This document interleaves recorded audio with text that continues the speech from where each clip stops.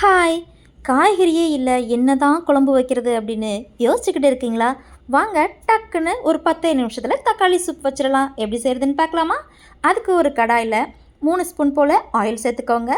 பட்டை, சோம்பு, கிராம்பு, ஏலக்காய், அப்புறம் ஜாதி பத்திரி எல்லாத்தையும் சேர்த்துக்கிட்டு, ஒரு வெங்காயத்தை நான் பொடியா கட் பண்ணி சேர்த்துக்கோங்க. ஒரு கொத்து கருவேப்பிலை, காரத்துக்கு பச்சை மிளகாய், நடுவில் கீனி சேர்த்துக்கிறேன்.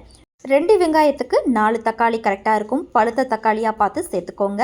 நான் இன்றைக்கி 3 தக்காளி ஆட் பண்ணியிருக்கேன். தக்காளி வதங்கிறதுக்காக நான் கொஞ்சமாக மஞ்சள்தூள் சேர்த்து இதை மூடி போட்டு ஒரு 3 நிமிஷத்துக்கு வதக்க போகிறேன். இப்போ பாருங்கள், தக்காளி ஓரளவுக்கு நல்லா குழஞ்சி வந்துருச்சு இல்லையா? இப்போது இந்த சமயத்தில் நான் இஞ்சி பூண்டையும் தட்டி வச்சுருக்கேன், அதையும் சேர்த்துக்கலாம். அப்போது நமக்கு நல்ல ஃப்ளேவர் சூப்பராக கிடைக்கும். இது கூட கொஞ்சமாக ஒரு அரை ஸ்பூன் போல் கரம் மசாலா சேர்த்துக்கிறேன். நம்ம வேறு எந்த மசாலாவும் தக்காளி சூப்புக்கு சேர்க்க போகிறது கிடையாது. நான் அரிசி களைஞ்ச தண்ணி வச்சுருக்கேன், அதையே இந்த தக்காளி சூப்புக்கும் ஆட் பண்ணிக்கிறேன். அரிசி களைஞ்ச தண்ணியில் தக்காளி சூப் செய்யும் போது இன்னும் டேஸ்ட்டு கூட இருக்கும்.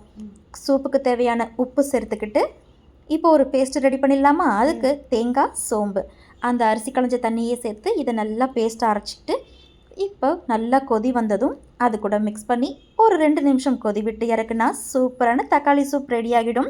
கண்டிப்பாக இதை ஒரு முறை நீங்களும் ட்ரை பண்ணி பாருங்கள். சூப்போட தலையில் அப்படியே கொஞ்சமாக கொத்தமல்லி தலையை அப்படியே சாரல் போல் தூவி விட்டால் சூப்பரான தக்காளி சூப் ரெடி. நீங்களும் ட்ரை பண்ணி பாருங்கள். பாய்.